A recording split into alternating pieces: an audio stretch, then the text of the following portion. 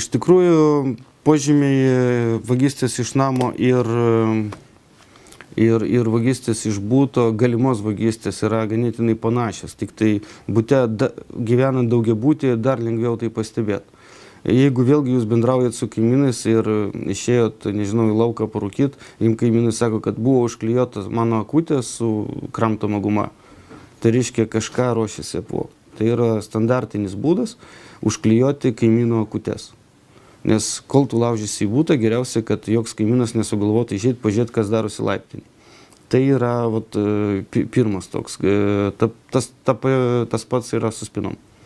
Sugadina spiną. Sakykime, yra dvi spinos, viena iš dviejų sugadina. Tokiu būdu atėjus reikės laužti jau tik tai vieną kitą dieną. Nes jau viena sugadinta, žmogus palieka viską taip, kaip yra, sako, nu ką padarysi, sugadino chuliganai spiną, bet aš turiu antrą.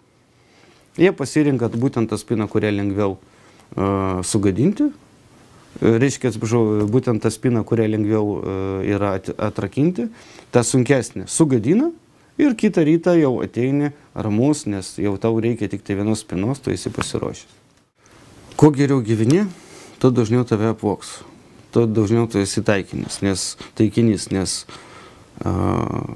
tave gali apvogti iš pavydo, tave gali apvogti tyčia, gali apvogti dėl to, kad kaimynas pasiskundė kažkam tai per kažkokį tai pasisėdėjimą, po to buvo kažkas tai kažkur dar pašnekėjo ir galų gale nuėjo ta informacija į netinkamas rankas. Nepasakyčiau, kad galima kažkaip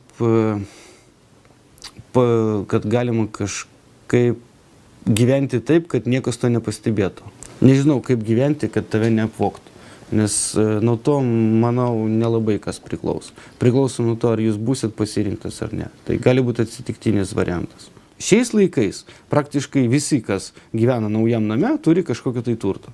Visi, kas gyvena naujam bute, turi kažkokio tai turto. Jeigu žmogus vedęs, tai jis turi, reiškia, žmoną, kuri turi, bet kokiu atveju turi papuošalus. Nes iš pradžių perka papuošalus, o po to tik tai būtų. Bendra taisyklė yra tokia, kad įbėgi į būtą, patikrini tau iš anksto praktiškai suplanuotas vietas, ten, kur visi slepia, vėlgi dešimtmečiais.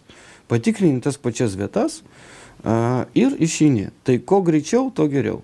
Vėlgi užtenka, priklausomai nuo to, kiek užtruks atidaryti spyną, išlaužti pirmo aukšto langą, sakykime, plastikinė, ten, nežinau, 12 sekundžių per plastiką patekti, ne? Spyną arba išlaužti, arba bambingo būdu, parenkant raktą, arba ten šokinėjant, arba dar kažkaip, arba tiesiog ją prasukus, tai, manyčiau, 5-3 minučių pakanka. Iš tikrųjų, vagis nesėdi ten, nerūko, negeria šampano ir negalvoja, o, kaip jie čia gerai gyvena, šita savininkė nesusitvarkius.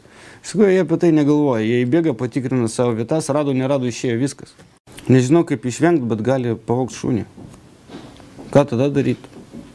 Tai čia yra papildomas išlaidas, nes, matot, yra tokių atvejų, kad name yra šuo. Tada nusikaltėliai eina pro antrą aukštą, užrakina duris, sakykime, nuo laiptinės arba to kambario, apvogia, tada įleidžia šunį, išeina ir apvogia pirmą aukštą. Asmeniškai esu buvęs keliose vagystėse, kur šunys labai buvo nuliūdę, pamatė šeimininkus ir supratė, kad šeimininkas jam priekaištauja dėl, reiškia, praleisto vagies, praleisto sprogos pagauti nusikaltėlį. O būna tokių atvejų, kad išeina ir su šuniu. Iš tikrųjų, vagia ne tik tai iš būtų, ne tik tai iš namų, tačiau ir sodų, ir namelių, ir sodybų. Ir čia yra jau kitokie žmonės. Čia yra kitokio plauko nusikaltėliai, kurie daro tokias vagystes. Jų pagrindinė, sakykime, sodų nameliuose dažniausiai yra kas? Arba maistas, arba metalas.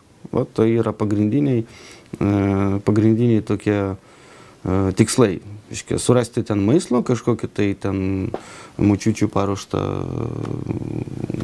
indelį su uogiene, arba pavogti krosnies dureles. Tai, reiškia, surinka visus indus metalinius, surinka krosnių dureles, nes krosnių durelė, pavyzdžiui, 120 litų turguje, ne? Aiškiai, galima bet kada už 40 litų parduoti.